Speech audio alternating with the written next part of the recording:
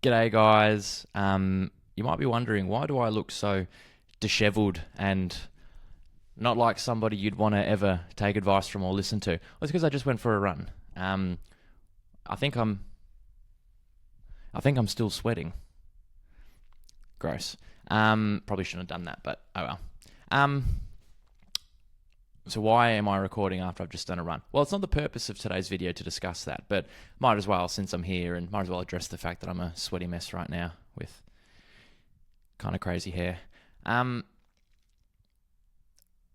wrote a thread the other day, and it literally just said, I think it was a run with friends is the best pill that I know of. Now, I didn't go for a run with mates today. I just went for a run by myself, but running in and of itself is like one of the best pills that I know of for just like, I just feel so good after a run. And it's not rocket science, right? Like you speak to any people who run consistently and they'll probably tell you the same thing.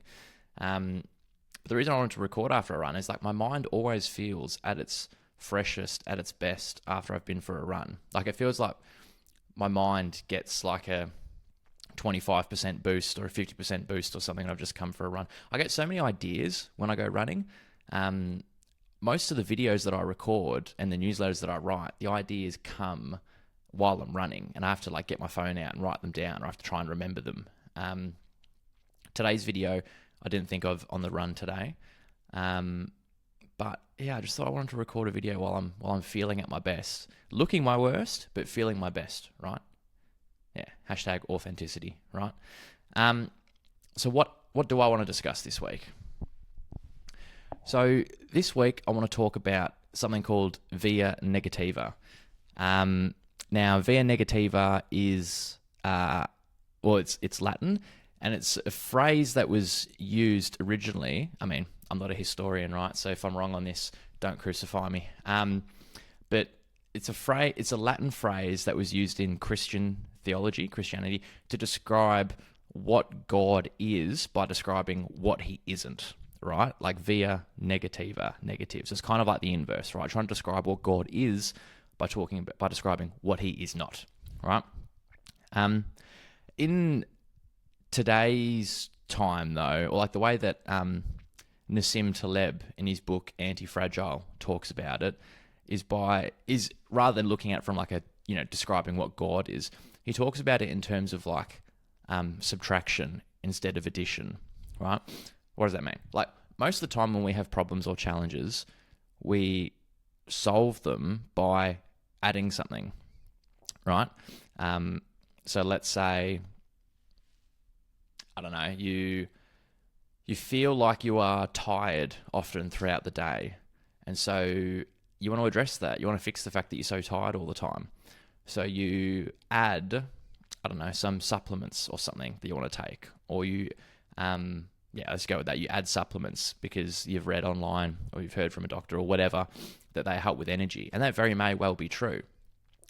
But perhaps the better answer would be that you actually need to subtract something from your life. Maybe it's something in your diet. Maybe it's a massive lunch that you eat, which always leaves you feeling like lethargic and tired afterwards, or some just like shitty snacks that you're eating every day, or whatever it might be, right? Which might actually give you more benefit than adding in, a new supplement. Maybe you'd be better off removing those things. Another example would be like if you had a problem where like you were having trouble sleeping at night. The common way to go about it by wanting to add something to fix that might be you might go out and buy blue light blocking glasses, right? So that you're not getting as much blue light in your eyes and you can find it easier to go to sleep. Now those work, right? Well, I think they do. I'm not a scientist, right? But I'm not saying they don't work, right? They probably work.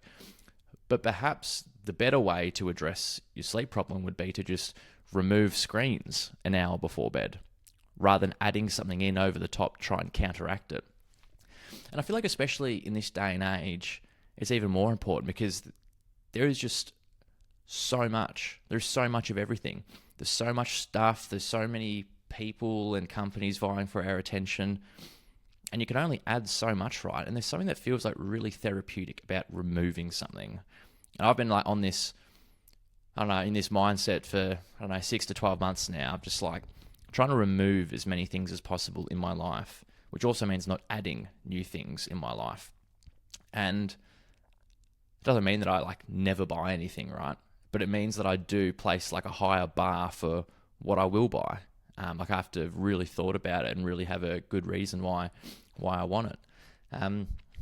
Anyway, so that's the background, right? That's via negativa. It's kind of a philosophy, a way of thinking where when you have a problem, perhaps the first instinct should be to see if there's something that should be removed rather than adding something into the mix. And so what I wanted to talk about today is how you apply via negativa at work. Some things that you can consider removing at work. To give you some simple examples of like things in my life that I remove, it's going to make me sound probably like a bit dumb or a bit, I don't know, weird. But like one simple example is like escalators and elevators, right? So where practical, I'll always take the stairs rather than, using an escalator or an elevator. Because I'm like, well, why not? Like, why wouldn't I just take the stairs? Like, yeah, it's a little bit of effort, but it's going to help me like strengthen my legs. It's going to get my heart rate up a little bit, which is obviously a good thing. Like, just like I don't need a fucking elevator to go up one level. Even like, so I live on the 14th level of an apartment building. And some days, again, when practical, if I've got the time and I'm not carrying a bunch of stuff, I'll just take the stairs down, right? I'm not taking the stairs up because that's a different story. But like on the way down, I'm like, yeah, I can take the stairs down. Like, why not? Yeah. And that's probably like the most trivial example of something that I've just removed from my life. Anyway, I'll talk about it from a work perspective now because these examples that I'll give are things that I've removed from my work life. So the first one is email notifications. I feel like I bang on this so often, but for me, it's just like one of the simplest things that I've done, which I feel has made a difference in my productivity at work, right? So I can't even remember how I set it up. I'm sure it's not that hard though. You can give it a Google. But literally, like my Outlook, and same thing if you use Gmail or whatever you use at work. Someone emails me, that's fine. I don't need it to pop up on my screen and blare at me right then and there. Because even if you think that you don't get distracted by those things, they've done studies where they show that even just showing a notification diverts your attention away to that thing, away from the task of what you're doing. And there's this thing, I can't remember what it's called. It's called like attention lag or something like that. Someone else will know what it's called. But basically, like, even if you look at that email notification for only a second and then go back to your work and you think you're focused fully on your work, they have, again, shown in studies that part of your attention is actually still on that email notification, even if you don't think it is. All right, it's thinking about, oh, why did they send me that? And I'm going to have to deal with that later. Again, even if you don't consciously feel it, your brain is still thinking about that email notification and the contents of that email and who it came from and what it means for you and all those sorts of things, which means it's energy, mental capacity that you're not spending on the actual task at hand. And for what, right? Sometimes, barely ever, emails are actually crucial for you to get to then and there. I've had my email notifications turned off for like, I don't know, maybe 2 years, probably. And it's yet to backfire on me. If it's that important, they will send you an instant message on like Microsoft Teams or Zoom, or they'll call you or something. In my experience, yeah, like I said, it's never backfired on me. So, and that way you have control over when you look at your emails, right? You can check your emails at a logical time when you've like finished a task or when you're going to take a break anyway. You quickly check your emails and then you batch them up as well. Rather than getting distracted every single time one comes through, you can check your inbox and deal with 5 at the same time, right? So first thing to remove, email notifications. Second thing, excessive windows and tabs on your computer. So for me, this is more like something that I've been thinking about myself lately. When I have like 30 Chrome windows open and like 10 PowerPoints and, whatever else, 10 emails, that to me is like the most sure sign that I've lost control of my day, right? I've got so many things that I'm trying to do in parallel. And when you try to do that many things in parallel, even when you try to do 2 things in parallel, like you don't just halve your productivity, like it goes worse than that. There's a really great book called Deep Work by Cal Newport. If you haven't read that and you want to learn more about like productivity and distractions, I would recommend that. Another book I read, I can't remember the name of the guy who wrote it, but there's a book called Indistractable, which was good as well. Deep Work would be the one that I'd recommend first, though.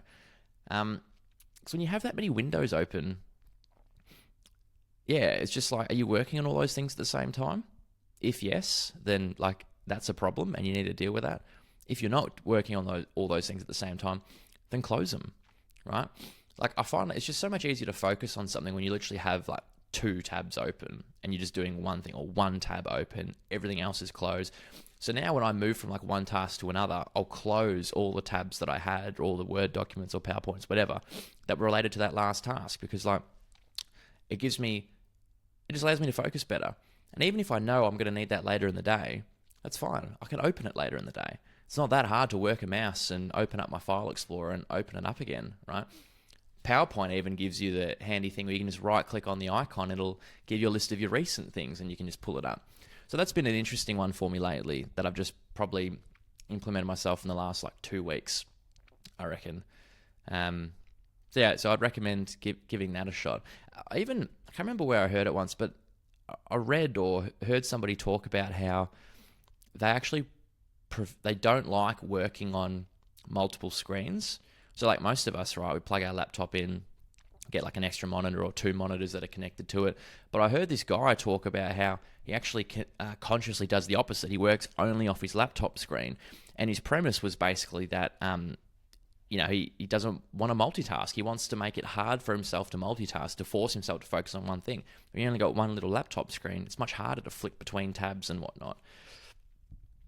Now, that's not always practical, right? Because sometimes the one task you're doing requires you to look at like multiple windows at once, and so it's easier to have it on 2 screens. So I'm not sitting here saying don't use multiple screens, but I think it's an interesting idea, and I quite like now at work, like when I'm at the office, taking my laptop away from my desk and going and sitting somewhere else in the office, just like on a random table or chair or whatever, so that I do only have just my laptop screen. And I feel like I can just focus better on one thing. Like I'll grab a coffee and I'll just sit down and just like work on whatever task it is. So that's the second one, eliminating excessive windows and tabs.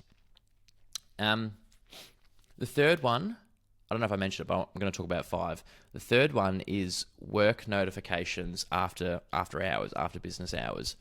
So I know a lot of people, and actually I'm in the same boat. This isn't throwing stones at people. I literally do the same thing, right? It's like I've got a work phone. So, which at the time when I first got it, I thought, how cool is this? I got a work phone. Like I've made it. But obviously that was just like a dumb thing to think, right? Because what actually happened is now I had this device in my pocket that when I took home would vibrate and ping, and when people were sending emails or Teams messaging me and that sort of thing. And I really think that it doesn't feel like much. It doesn't feel like a big deal when you're at home and it's, you're relaxing at 7 p.m. or whatever, and you just want to quickly check an email, you want to quickly check a Teams message or whatever it might be. Like that feels fine, and then you put it back down. But I reckon there's something to be said for having an extended duration where you don't look at those things at all. Like I think that one email that you check in the evening kind of brings your mind back to work and kind of takes you away from the relaxed state that you're in, and you have to work harder to get back into that state. It kind of feels like an exponential curve. Like you get more you get more rest when it's been more and more hours since you looked at an email or checked your, Teams or Zoom or whatever. I don't know. I'm not doing a very good job articulating that, but my point being, be careful with the notifications after work hours. If you're somebody who has your work apps on your personal phone, that's even harder, I think, because with me, with a work phone, I now just leave my work phone in a different room, right? So I don't look at it. If you've got them on your personal phone, I don't know, there's got to be things you can do to turn off notifications between certain hours and that sort of thing. Personally, I consciously chose to never have work apps on my personal phone. And my reasoning was basically that if it's important enough, I made sure that people in my team had my phone number, my personal phone number, so that if something actually important enough came where I did need to see it that night, they could text me or call me, right? Because that way you're still making sure that you're contactable if something urgent comes up.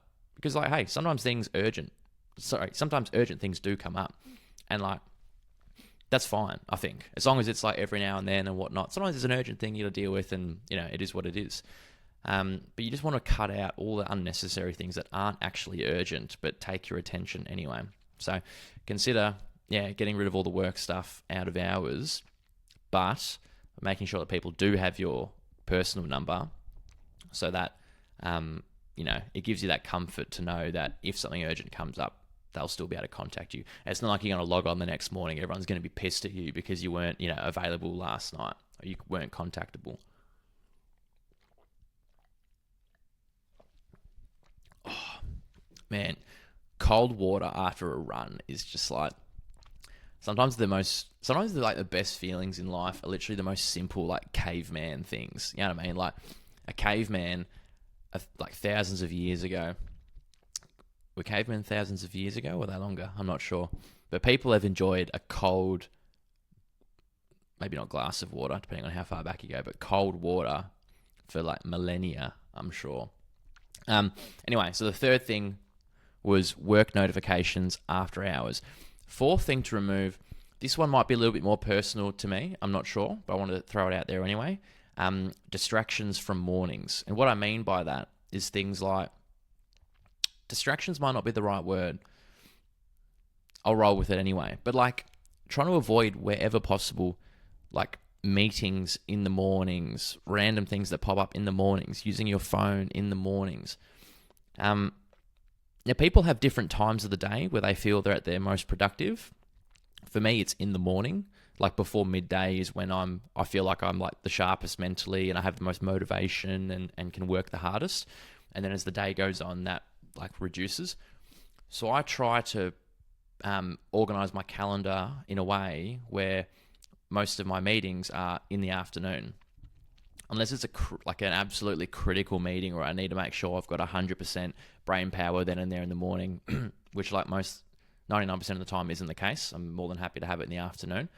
Try to get my meetings in the afternoon, so that in the morning, like my dream scenario is that from like 8:30 a.m. till midday, I've got no meetings, and I can just block that time out, go on do not disturb, and just like get done the most important tasks of the day when I'm at my freshest, and just get them done so that before midday, the important stuff is dealt with. Now I can go and like have all my meetings and wherever else. Now, especially if you're like a graduate or a consultant, senior consultant, you don't have as much control over your calendar, right? Because most of your meetings will be kind of dictated to you by people more senior than you on the hierarchy. Obviously, as you become higher, like me as an AD, I have more control over my calendar than I did when I was a graduate, but I still don't have total control over it, because obviously there are still people more senior than me. There are still things that I need to deal with, like meetings that somebody will put in the morning, and I can't just say to them, hey mate, do you reckon you could move that to the afternoon so I can be more productive in the morning? So there's an element of just practicality to it, and just recognizing that you're not always going to be able to do it. But for me, the message is like, wherever possible, remove distractions and meetings from the mornings, or whatever your peak period is, right? If it's the afternoons or whatever it might be. Because even as a grad, like there were some times where, silver lining perhaps to the fact that, often as a grad, you might get thrown the task of, can you go organize that meeting? Can you put this in the calendar and that sort of thing? Gives you the power to control when that meeting is, right? And so whenever you are in control of a meeting, or you're the one to book it in or whatever, as long as the time works for everybody, why not try to organize it in the period which is going to allow you to be the most effective that day, right? Put it in the afternoon so your morning is free, or put it in the morning so your afternoon is free, whatever it is, right? So that's the fourth one, removing distractions from mornings. And I should have said as well, actually ties into the next one very nicely. So I'll just go to number 5, which is eliminating using your phone, right? This is a call out for myself. And it's very interesting because I'm not trying to go like full boomer mode and say, it's that damn phone. You know what I mean? Like, it's not about that. But in some sense, I kind of think it is about that. Like, it is that damn phone. Yeah, and maybe I find it more of an issue than most. But for me, just like the scroll, it just sucks you in. And I think the thing that's like even worse about the scroll, right, the doom scroll, is that it saps you of all your energy and you're just scrolling mindlessly. And then because you have no energy, all you have the energy to do is continue to scroll. It becomes like a snowball effect. So you got to just like not fall. You just got to not be part of that snowball in the first place. Yeah, so like when I'm working from home, I find my screen time is higher. And when I'm at the office, it's quite low. And I think that's really interesting. It's one of the reasons why I've been like consciously going to the office more recently. Like this week just gone, I went to the office 4 days out of 5, obviously. Next week, I'm thinking I'm going to go 5 days. And I'm thinking like 4 is probably my happy number because, and I wrote a thread about this yesterday. To me, going to the office feels a lot like exercise, like working out, in terms of, like, I never really wake up thinking, ooh, I can't wait to do this workout, and I can't wait to go for this run, and I can't wait to go to the gym or whatever. But then I do it, and I've never regretted a workout before.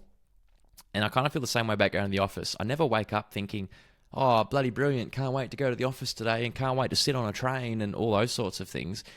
But then when I'm at the office and it's the end of the day and I'm getting ready to head home, I've never once thought, man, I really regret coming to the office today. I wish I'd just stay at home, which is very interesting. And I think one of the reasons for that is that I find it easier to focus when I'm at the office. I think it's something about being surrounded by other people, right?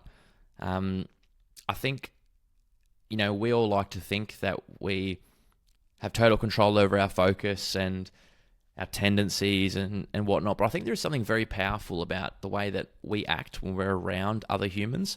I think we all act because we're all conscious of how we're perceived, right? And so I think we all, whether we recognize it or not, adjust the way that we act when we're in the company of other people. And so personally, I think one of the things that I enjoy about the office is that without meaning to or trying to, I naturally adjust the way that I work in terms of like how I'm being perceived by the people around me. And so one key component of that is that, like, at the office, you're not going to want to sit at your desk and just like scroll Instagram, right? Because everyone will look at you and be like, the fuck's this guy doing? You know what I mean? So yeah. So anyway, this isn't a rant about going to the office or that sort of thing. It's a rant about is the mindless scrolling an issue for you in terms of like, does it get in the way of your work and that sort of thing? And if the answer is no, then fair play. Like, that's good. But if you do find yourself just like picking up your phone throughout the day, it's just so easy to pick up, right? Because you got an important task at work sitting in front of you that you don't want to do. It's just so easy to just instead pick up the phone and just scroll for like, even if it's just 5 minutes.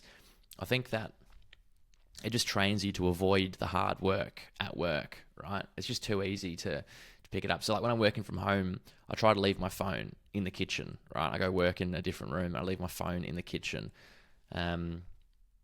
Just because like, I don't need it on my desk, man. Like, and I can go quickly check it, make sure no one's tried to call me or whatever when I get up for a coffee or get up for lunch or whatever.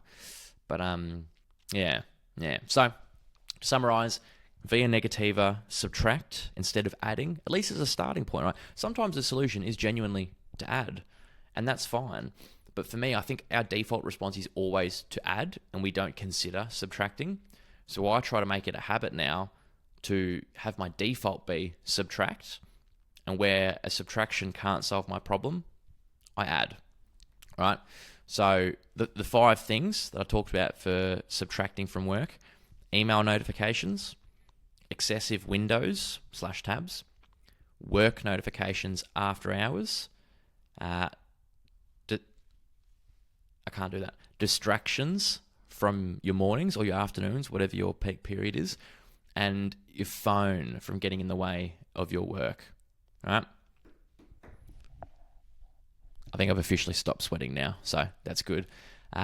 Cheers, guys. Hope you have a great week, and I'll speak to you next week.